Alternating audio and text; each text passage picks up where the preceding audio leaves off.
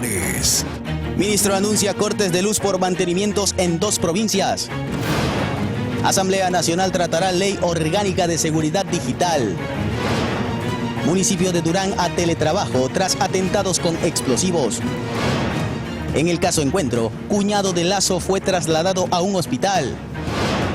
Argentina ha expulsado 22 peligrosos narcos ecuatorianos.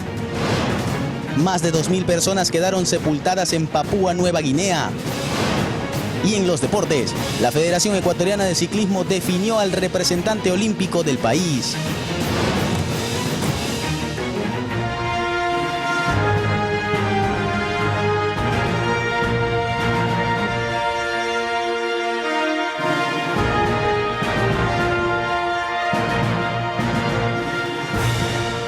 Buenas noches, televidentes. La Fiscalía mantiene abierta una investigación previa contra el ex asambleísta del correísmo Ronnie Aliaga por el presunto delito de secuestro de su propio hijo de 12 años de edad en Venezuela.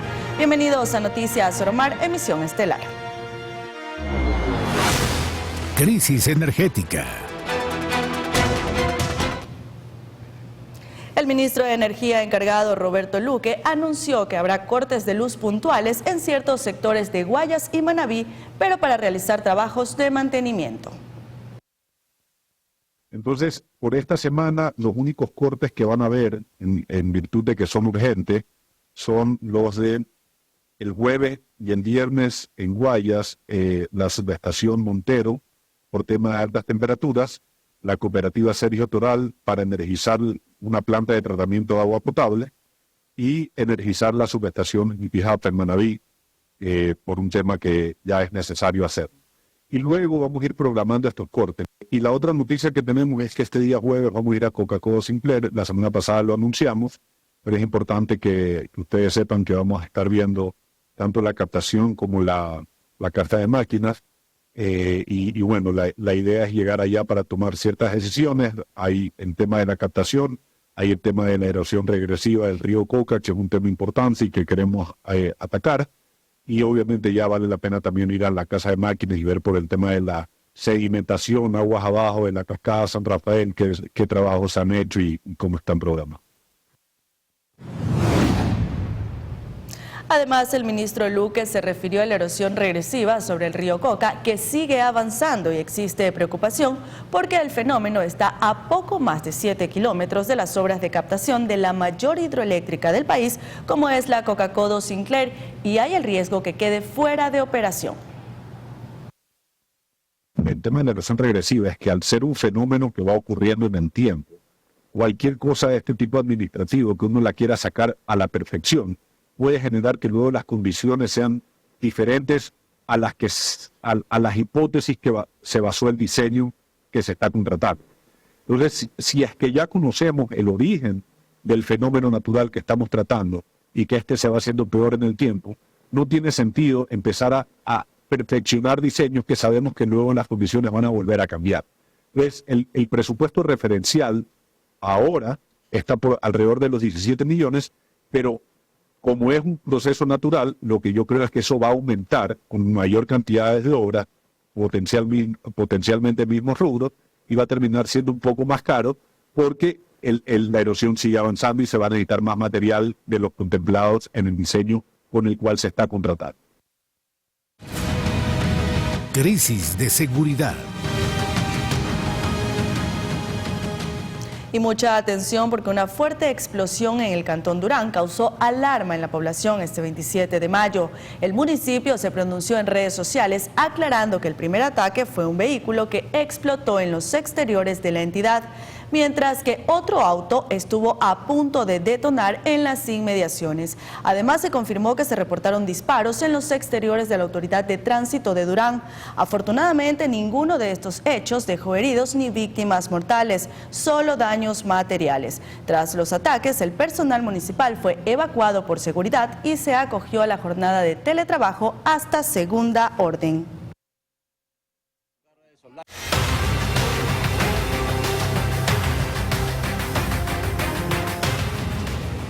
En otro tema, el Ministerio de Seguridad de Argentina anunció este lunes 27 de mayo que 3 ecuatorianos con presuntos vínculos con el narcotraficante Adolfo Macías, alias Fito, quien está prófugo desde enero pasado, fueron expulsados de ese país.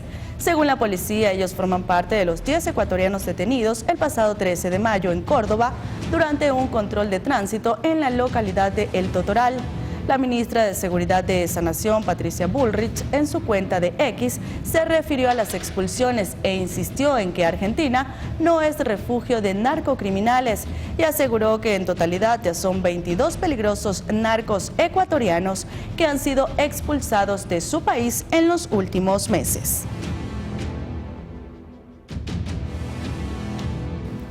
Pasamos a Puerto Viejo, provincia de Manabí, donde esta mañana se reportó el hallazgo de 2 sacos que contenían partes de un cadáver. Este es el segundo caso registrado en menos de un mes. Los vecinos de la calle 26 de septiembre, en el sitio El Guavito de la capital manabita, alertaron a las autoridades de la presencia de un saco de yute en cuyo interior había una cabeza humana. Efectivamente se encontró en un saco de yute restos humanos de extremidades de una persona de sexo masculino de aproximadamente de 35 a 40 años. El cuerpo, antes de ser abandonado, había sido dividido en 2 partes, pues en el sitio El Betker de la vía Puerto Viejo-Santana se encontró en un segundo bulto las extremidades faltantes. De acuerdo a la unidad técnica, a la unidad criminalística, dice que aproximadamente eso debe haber sido aproximadamente a las 02 horas de la madrugada. Javier Rosero Pesantes, coronel de la subzona Manabí, explicó que los restos llevaban varias horas abandonados. Es decir, que puede ser una muerte selectiva. Esto es una situación ya entre organizaciones por disputas de territorios. Que el violento crimen obedecería a una disputa entre organizaciones delictivas es lo que manejan las autoridades como principal móvil del hecho. Este es el segundo caso de cuerpo desmembrado que se reporta en Puerto Viejo en lo que va de mayo. El pasado 10, partes humanas fueron halladas en la Ciudadela El Progreso. Los restos fueron trasladados al Centro Forense de Manta para la necropsia correspondiente. María José Pino Argote, Noticias Oromar. En Quevedo, provincia de Los Ríos, también se registró un nuevo caso de sicariato. Un hombre identificado como Luis Fernando Vélez Mendoza, de 33 años, fue asesinado por un sujeto que se bajó de un vehículo y le disparó en reiteradas ocasiones. El hecho de sangre quedó registrado en una cámara de seguridad del sector. Hasta el sitio llegó la Policía Nacional para acordonar el área y recabar indicios que ayuden en las investigaciones. Los uniformados indicaron que la mayoría de los crímenes son por la disputa que mantienen 2 organizaciones delictivas.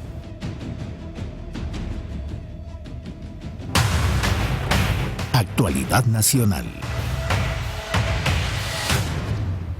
Cambiamos de ámbito informativo. Danilo Carrera, cuñado del expresidente Guillermo Lasso, fue trasladado de urgencia a la clínica Kennedy en Guayaquil por una dolencia cardíaca luego que le implantaran un marcapasos. Carrera cumple arresto domiciliario tras ser procesado por supuesta delincuencia organizada en el caso Encuentro. Además, la Fiscalía investiga un presunto entramado de corrupción en empresas públicas. El abogado Calixto Vallejo sostuvo que su defendido necesitaba un control médico semanal que se ha visto interrumpido por su situación legal, pese a las advertencias hechas al juez. El conjuez de la Corte Nacional de Justicia, Julio Inga, difirió para el próximo 26 de junio, a partir de las 8:30, la audiencia de evaluación y preparatoria de juicio por el delito de peculado, en que uno de los 9 procesados es el ex vicepresidente Jorge Glass, recluido en la cárcel La Roca de Guayaquil. Inicialmente la diligencia estaba definida para este martes 28 de mayo, pero la titular de la Fiscalía solicitó el diferimiento debido a que la información requerida por las defensas técnicas de los acusados dentro del plazo de los 120 días de instrucción fiscal aún no ha sido remitida ni incorporada al expediente fiscal. Y ahora les contamos que el viceministro de Gobierno se refirió a la alimentación para los presos y la denuncia que gira en este contexto. Recordemos que la empresa La Factoría S.A. anunció, por ejemplo, que proveerá del servicio a las 5 cárceles de Guayaquil únicamente hasta el viernes 31 de mayo de 2024. Dicha decisión habría sido adoptada por la falta de pago desde el Estado a la compañía. Todas las denuncias que el gobierno procesa y las presenta, las da seguimiento, pero están en manos, por supuesto, ya de la justicia independiente.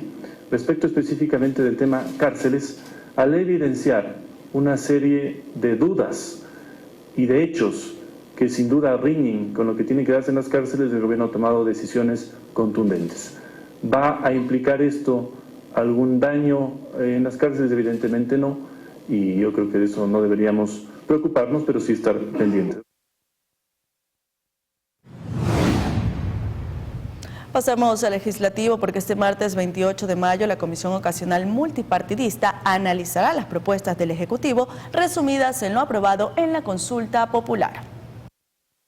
Una semana después de haberse conformado la Comisión Ocasional Multipartidista que analizará las 5 propuestas del Ejecutivo que se derivaron de la consulta popular del 21 de abril remitidas hace exactamente 15 días, iniciará su labor este martes en la legislatura. El primer punto a tratar será el de extinción de dominio, con la que pasarán a manos del Estado aquellos bienes que tengan origen ilícito. El proceso penal es independiente del proceso de extinción de dominio, que más bien perseguía a los bienes o al patrimonio y no a las personas.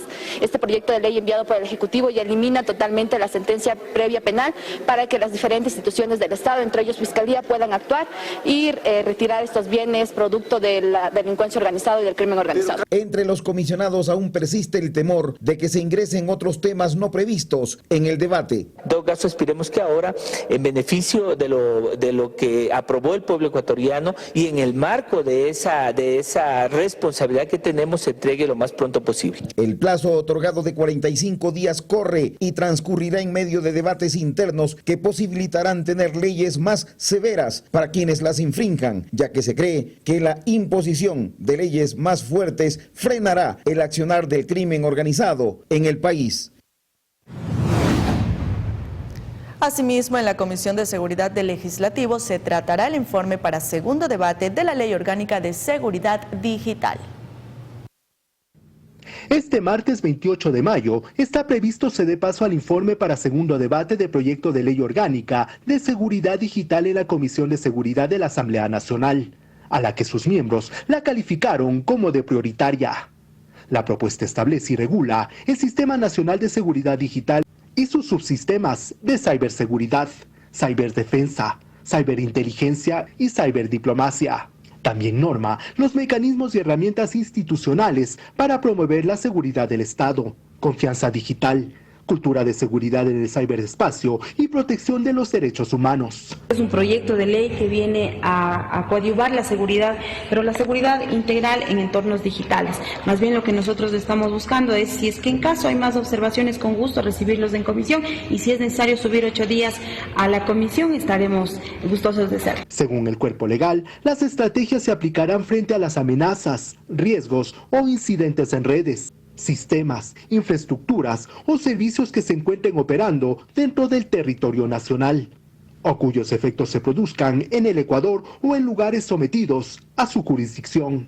A decir de los integrantes de la mesa especializada, lo que además se buscaría con la aceptación de este nuevo proyecto de ley es promover la seguridad digital de las personas naturales y jurídicas públicas y privadas en el ciberespacio y otros entornos digitales, mediante la gestión integral de riesgos y amenazas, así como determinar los procedimientos para identificar, determinar características y gestionar los incidentes a nivel nacional de manera sistemática. En Quito, Juan Correa Rodríguez, Noticias Oromar. Momento de la primera pausa comercial, amigos, pero quédese en nuestra sintonía porque enseguida volvemos con temas relacionados a la vicepresidenta Verónica Abad y a otros actores políticos. Ya regresamos. Al volver del corte, Aeroméxico decidió suspender sus vuelos en Ecuador entre el 1 de julio y diciembre de 2024. ¿Qué ruta se verá afectada y por qué la decisión? Detalles aquí en Noticias Oromar.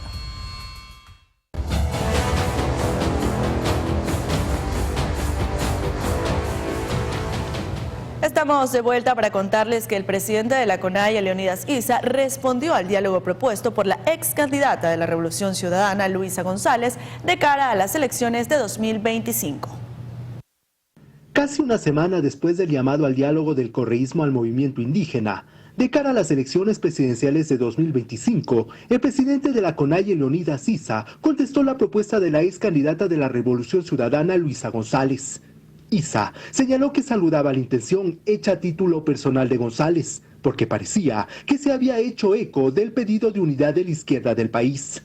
Sin embargo, inmediatamente después rechazó la invitación, porque mientras la presidenta del movimiento llama y necesita un diálogo, al día siguiente el expresidente Rafael Correa, su máximo líder, arremete en contra de ellos. Saludo la vocería de la señora Luisa González, creo que ha hecho eco al llamado a la unidad de las izquierdas en el país, pero asimismo debo rechazar, mientras la presidenta de un movimiento llama, necesita, ¿no es cierto?, un diálogo, al siguiente día cae a dinamitar el expresidente Correa. ¿Cómo se entiende aquello? Sin mencionar directamente a Correa, Issa señaló que aún persisten dirigentes en Ecuador que no permiten establecer un verdadero diálogo entre los llamados movimientos y partidos de izquierda. En los 10 años, los niveles de insulto que tuvo el movimiento indígena, ataque al movimiento indígena, no está permitiendo que una nueva camada de dirigentes realmente pensemos en el país y no queden en el recuerdo, en el pasado, y además de esto solo atacándonos sobre todo. Y además hay otros voceros que dicen ser de izquierda y siguen insultándonos, y en cierta medida hasta con racismo. Además, Leonidas Issa, quien no ha sido candidato a la presidencia hasta ahora, reconoció que sin la unidad de las izquierdas se hace tremendamente difícil enfrentar a la derecha. Como dato adicional, en las pasadas votaciones de 2021, Pachacutic, brazo político de la CONAIE, logró un resultado histórico, estando a punto de pasar a la segunda vuelta con Yacu Pérez como candidato presidencial, mientras que la Revolución Ciudadana, en los últimos sufragios, perdió en la segunda vuelta con Andrés Arauz y Luisa González, respectivamente. En Quito, Juan Correa Rodríguez, Noticias Oromar. Durante una rueda de prensa la mañana de este lunes, el viceministro de Gobierno Esteban Torres señaló que sería nefasto que Verónica Abad asuma el poder. El funcionario mencionó que existen caminos legales para evitar dicha situación. Esteban Torres, viceministro de Gobierno, se pronunció sobre el llamado de la Fiscalía General del Estado a la vicepresidenta Verónica Abad, quien deberá la tarde de este martes rendir su versión libre y voluntaria por el caso Nene, en el que está implicado su hijo Francisco Barreiro. Se realizará alguna diligencia judicial en ese sentido, lo cual demuestra que el presidente no es autoritario, sino incorruptible, y que al detectar justamente lo que se discute en ese proceso penal, la ha alejado del gobierno. Así que simplemente ratifica la posición que ha tomado el gobierno respecto de este tema y esperamos que la justicia cumpla su tarea y llegue hasta la verdad. Torres además expresó su preocupación sobre la posibilidad de que la actual vicepresidenta y embajadora en Israel asuma el poder en caso de que Daniel Noboa participe en las elecciones presidenciales de 2025. Sería nefasto para el país que una persona que no comulga con la visión y con las acciones del presidente asuma el poder, porque lo primero que hará en el primer día es revertir todas aquellas victorias que el gobierno ha tenido, especialmente en la lucha contra la impunidad y la inseguridad. En relación al tema, añadió que existen caminos legales para evitar que Abad asuma el poder, incluyendo una denuncia presentada en el Tribunal Contencioso Electoral. Así que caminos legales, entiendo que existen algunos, incluso hay una denuncia en el Tribunal Contencioso Electoral, pero nosotros estaremos atentos a ver qué pasa.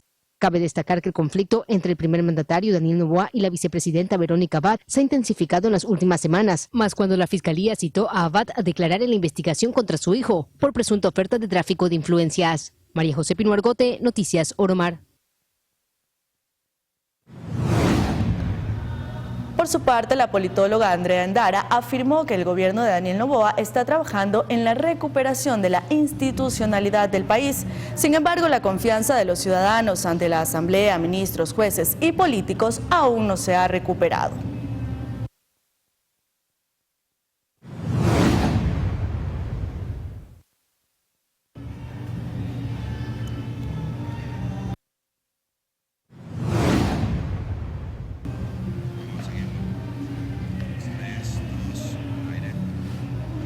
La fiscal general del Estado, Diana Salazar, se pronunció respecto al juicio político en su contra y que fue suspendido por la Asamblea Nacional debido a su estado de gestación.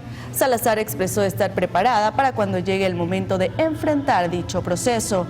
Además, añadió que en los próximos días expondrá el trabajo que ha realizado al frente de la Fiscalía General del Estado y agregó que dicha información estará disponible en sus cuentas de redes sociales.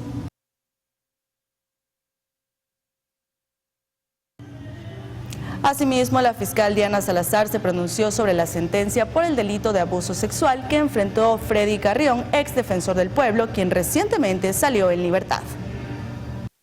Se ha dado también este pie para que cualquier cosa se diga, que la fiscal, por ejemplo, contrató a la víctima, que la fiscal ha implantado pruebas. Esa ya es un discurso recurrente en estos claros casos cuando no tienen justificación, que la fiscal está persiguiendo y que es víctima del sistema. No, aquí hay una sola víctima y la víctima es una mujer que fue escuchada por las autoridades, en este caso por la Fiscalía y por la Corte Nacional de Justicia, y por eso existe una sentencia en firme. Salud Pública. En temas de salud, el Hospital Público Eugenio Espejo, el más importante de Quito, atraviesa una crisis según médicos y pacientes. En febrero de 2023 fue la última vez que los médicos del Hospital Eugenio Espejo, el más importante de Quito, realizaron una resonancia magnética. Desde aquel entonces, este hospital, que atiende a más de 440,000 pacientes cada año, no presta este servicio, pues el único equipo que tenía dejó de funcionar y no ha sido reemplazado hasta el 25 de mayo de este año.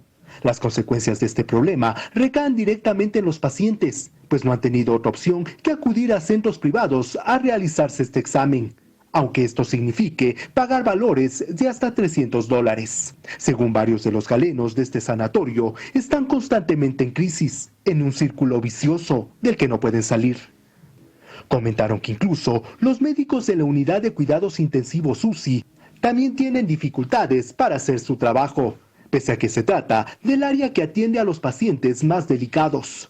Aseguraron que no cuentan con equipos de rayos X portátiles desde diciembre de 2023. Como si esto fuera poco, los problemas en el Hospital Eugenio Espejo no se limitan únicamente a los equipos, pues tampoco habría medicinas e insumos. Las quejas de los profesionales de la salud se replican en los pacientes de este hospital, pues en su mayoría contaron que casi nunca les entregan las medicinas completas, teniendo que pagar de su bolsillo para completar las recetas.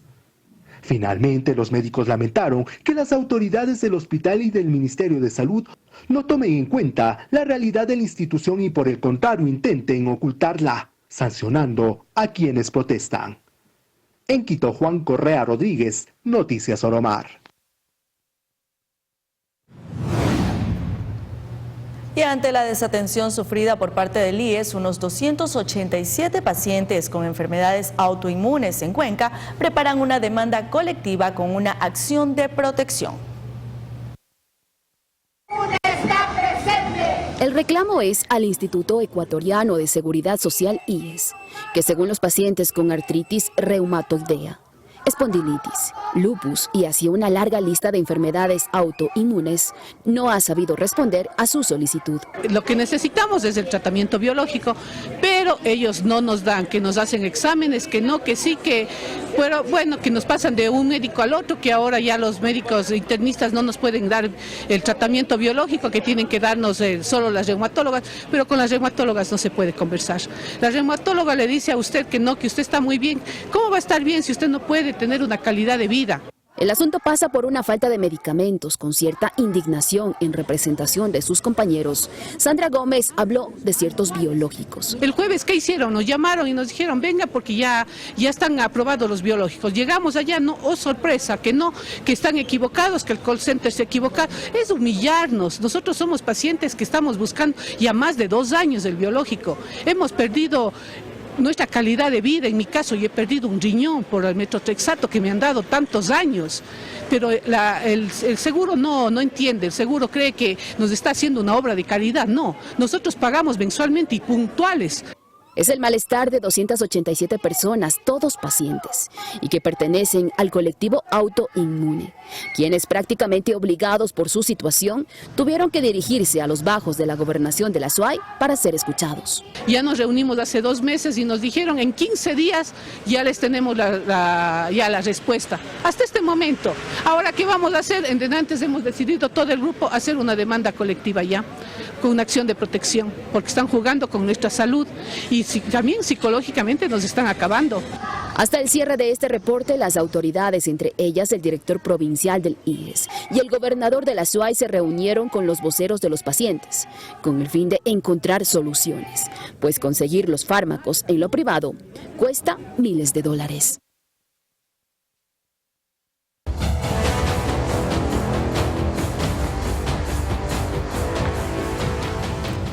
21:37. El Ministerio de Transporte informó que la aerolínea Aeroméxico suspenderá operaciones en la ruta Quito-Ciudad de México tentativamente desde el 1 de julio hasta diciembre de 2024. Es decir, en esa fecha se evaluará su continuidad debido a la ocupación para el servicio de pasajeros, carga y correo en forma combinada, que en promedio se manejaba con un 71%, según indica un comunicado. También se agrega que la compañía protegerá a los pasajeros cuyo viaje sea posterior al 30 de junio de 2024.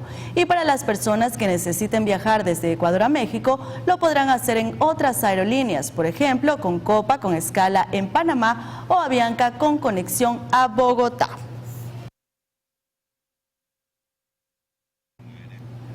Y según el ministro de Transporte y Obras Públicas, Roberto Luque, cuando recibió la cartera de Estado, encontraron una serie de obras que habían sido empezadas, pero sin pagar anticipo.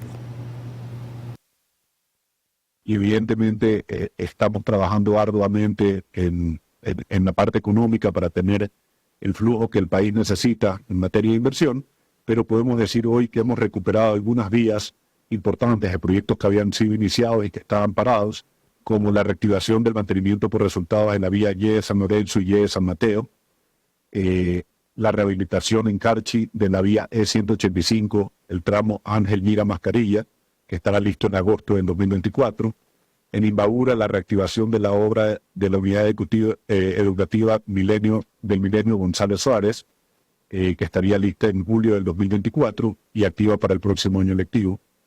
En Manaví, la reactivación del mantenimiento por resultados en tramo El Carmen, Flavio Alparo, Chorre, Tosagua, Rocafuerte y Pedernales. La reactivación del proyecto de agua potable para 21 comunidades rurales de Rocafuerte, que estará en el próximo año, en 2025. El complejo de puentes de la Unidad Nacional, que lo estamos reactivando y que estaría listo en septiembre de este año. El paso lateral de Guaranda, que estaría listo en diciembre del 2025. Y la reactivación de la rehabilitación del estadio Las Pampas Coloradas, que estaría listo en julio del 2024. Familiares y amigos de personas desaparecidas realizaron un plantón en la Plaza Grande de Quito para pedir respuestas al gobierno. Un corazón hecho de flores para representar el sufrimiento y a la vez la esperanza es el símbolo que les da fuerzas a los familiares de las personas desaparecidas y halladas muertas para seguir pidiendo respuestas a las autoridades. Y no nos vamos a cansar, nunca nos vamos a cansar hasta que el Estado ecuatoriano responda. Haciendo eco de nuestras preocupaciones, de nuestras esperanzas, ¿no? Y ese es el llamado, y que se nos unan cada vez. Es una lucha constante, no es fácil. Los 2 plantones por mes en Quito y en otras ciudades son parte de las actividades que la Asociación de Familiares y Amigos de Personas Desaparecidas en Ecuador, ASFADEC, realiza en el marco de la lucha que parece interminable y por la cual hacen un pedido al presidente Daniel Noboa. Para que dé presupuesto, para que la ley se ejecute. Debe haber la ley orgánica de actuación para personas desaparecidas y extraviadas. Debe haber ya una sola cifra de desaparecidos, una cifra de cuántos cadáveres NN existen, cuántas osamentas, y a ellos da la identificación. Sobre esto último, lo que conocen es que no hay dinero para comprar los reactivos. Otra de las acciones es solicitar reuniones con autoridades del gobierno. En su momento pudieron conversar con el exsecretario de Comunicación, Roberto Isurieta, y ahora están a días de una reunión con la Dirección de Desaparecidos del Ministerio del Interior. Asimismo, plantearán la situación a la Asamblea Nacional. un escrito para la Comisión de Justicia de la Asamblea Nacional, porque hay cosas que están en el aire. Pero es que son muchas las instancias que hacen falta para que sientan que realmente se está haciendo algo por calmar, aunque sea en lo mínimo, el dolor de no saber el paradero de un familiar. Piden que no se realicen cambios de fiscales cuando un caso está avanzado, pues al ingresar uno nuevo, el proceso retrocede o se ralentiza, generando, como si todavía fuese posible, más desesperación en medio de la odisea que ya atraviesan. Tania Loor, Noticias Oromar. Por disposición del presidente de la Asamblea Nacional, Henry Kronfle, para este martes 28 de mayo fue convocado a comparecer el ministro de Finanzas, Juan Carlos Vega, para explicar todo lo relacionado al acuerdo comercial con el Fondo Monetario Internacional. Recordemos que días atrás la cartera de Estado afirmó que el contenido de aquel convenio será transparente y público.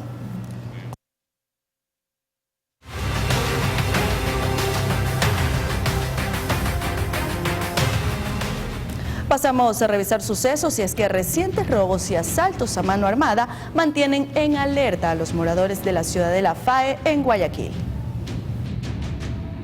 Videos de cámaras de seguridad muestran cómo actúan los asaltantes en la ciudad de La Fae. Arma en mano someten a sus víctimas y los despojan de sus pertenencias en cualquier calle, en cualquier esquina. Uno de los guardias comunitarios narra lo que vive todos los días. Tier asaltaron por acá a una chica, acá también asaltaron a una casa, se iban a meter. Y así han habido ya algunos asaltos por aquí, así en la principal. Ya. Hay veces vienen a pedirme ayuda a mí, pero yo no puedo porque yo solamente estoy en un solo puesto, yo no me puedo mover para otro lado. Cuando me cayeron a mí andaban 4 motos, 6 manes. El que se bajó, que iban 2 en una moto, el que se baja y me ataca a mí, entonces pidiéndome el celular pues. Pero yo cargaba mi pistola metida aquí atrás. Entonces lo que cuando yo voy así para atrás, él me dice, ¿qué estás sacando? Le digo, yo no estoy sacando nada, le digo, la pistola se me queda como prensada así. A lo que el man regresa y me empuña la mano y dispensando la mala palabra le digo, suelta. Le digo que yo no cargo celular, yo no tengo nada, le digo. Existe un UPC en el parque cercano a la Iglesia Católica. Los residentes con mucho esfuerzo han contribuido para mantenerlo operativo. Sin embargo, no se ve a los servidores policiales, únicamente por escasos momentos. No, eso está botado prácticamente. Eso está botado, porque los policías en la noche, figúrese que yo me amanezco aquí, en mi guardia. En la noche pasan más o menos golpes de 12 de la noche o 1, pasan, dan 2 vueltas y se pierden nuevamente. Los robos de accesorios de vehículos es otra modalidad que ha tenido un repunte. El perjudicado termina acudiendo al mercado negro para recomprar el bien que le fue arrebatado por los delincuentes. Cristian Arias, Noticias Oromar. Seguimos en Guayaquil porque la zona turística y hotelera de Kennedy Norte también se ha visto afectada por la inseguridad. Los usuarios aseguran que no existe suficiente presencia policial. En Kennedy Norte también se sienten los efectos de la inseguridad, pese a que varios hoteles de 4 y 5 estrellas se encuentran ubicados en la zona. Los ciudadanos insisten en que es insegura. Sí, está terrible la situación. No me ha tocado a mí porque realmente ando con la palabra de Dios y yo siempre digo que Dios me cuide en estos buses, que no me vaya a pasar nada. Imagínense, uno tiene familia, tiene todo y no voy a llegar a un caso que sea así. Los usuarios de los buses también consideran inapropiado el alza de los pasajes, mientras las condiciones de seguridad de los pasajeros no sean garantizadas. Que sea seguridad, sí. Pero ¿Cómo lograr la seguridad en un bus? Yo creo que para mí, no sé, que haya un policía en la parte de atrás cuando suben, que esté siempre atento a los que suben. Porque ahí en el colectivo se cogen y se ponen a hacer cosas que no deben. Y los que fallan son los niños. Poner un policía en cada bus o equiparlo con sistemas eficientes de botones de pánico y videovigilancia son parte de algunas alternativas que los ciudadanos sugieren para que se implementen antes de que se aplique el incremento del pasaje. Cristian Arias, Noticias Oromar. Ahora les contamos que 6 secuestradores vinculados al grupo catalogado como terrorista Los Lobos fueron aprehendidos en la Operación Libertad ejecutada en Pozorja, parroquia rural de Guayaquil. Durante la intervención también se logró la liberación de una mujer que estaba secuestrada, 2 armas de fuego, 4 alimentadoras, cartuchos, 6 terminales móviles y documentos personales constan entre los indicios vinculantes. Además, una motocicleta fue retenida.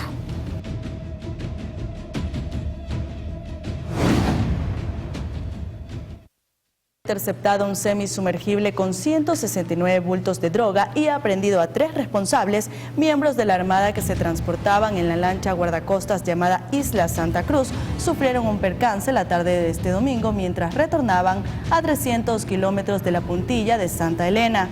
No fue hasta la madrugada de este lunes que se logró localizar y rescatar a la embarcación que transportaba a 3 oficiales, 9 tripulantes y los detenidos. Según informó, ninguno de ellos resultó herido.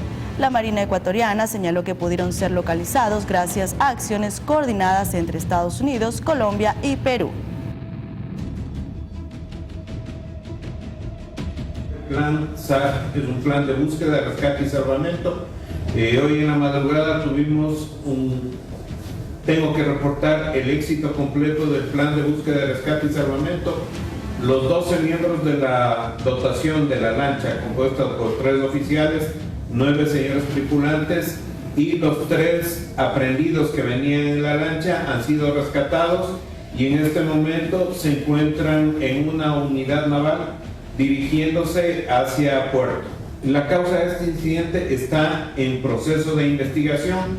En caso de dar información, podríamos entorpecer este procedimiento que la Armada, con toda la transparencia del caso, como siempre lo ha hecho, una vez que tenga los resultados de la investigación, se los dará a conocer a través de medios oficiales. Eso sí les pido que se lo haga a través de medios oficiales con la finalidad de evitar rumores o evitar informaciones que no son adecuadas.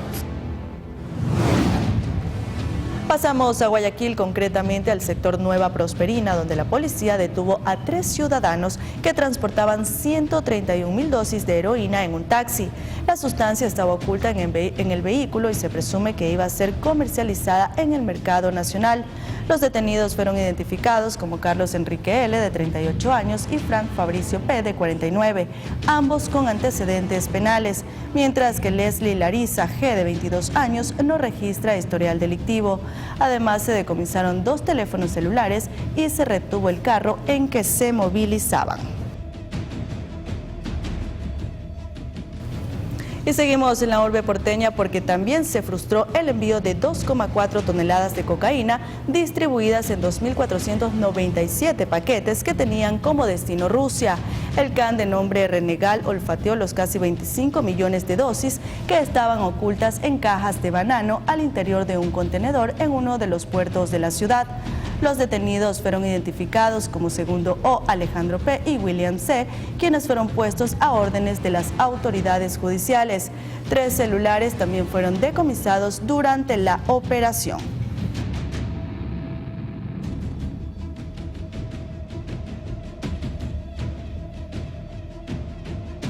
El mayor de los éxitos a Jonathan Narváez. Tania, nos vamos, pero queda, por supuesto, el señor de los realities, Belén. Así es, amigos, gracias por su compañía. Ya empieza Belén. Buenas noches.